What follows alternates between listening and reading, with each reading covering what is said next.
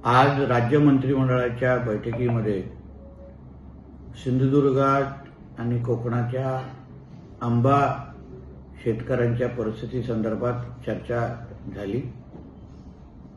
त्या एकंदरीत आंब्याची ह्या सीझनची परिस्थिती मोहर असेल आणि एकंदरीत आंबा गळून पडल्यामुळे आज सीझन असताना पण आंबा शेतकऱ्यांची अतिशय जे दयनीय परिस्थिती आहे याची संपूर्ण माहिती मी आदरणीय मुख्यमंत्री, उपमुख्यमंत्री आणि पूर्ण मंत्रिमंडळाच्या समोर मांडली आणि ते ऐकल्यानंतर आदरणीय मुख्यमंत्र्यांनी संबंधित कृषी खात्याचे मंत्रालयाचे जे सचिव आहेत त्यांना ह्याबद्दल सखोल अभ्यास करायला सांगितला, माहिती गोळा करण्यासाठी सांगितली।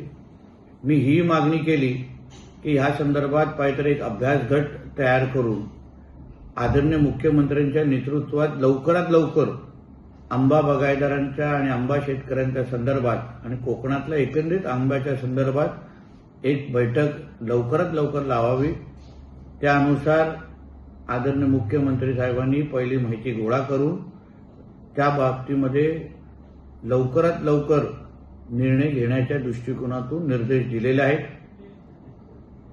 राज्य सरकार म्हणून आंबा शेतकऱ्यांच्या मागे आम्ही खंबीर पद्धतीने उभे आहोत आणि लवकरात लवकर मदत देण्याच्या दृष्टिकोनातून आमचं काम सुरू झालेलं आहे। धन्यवाद।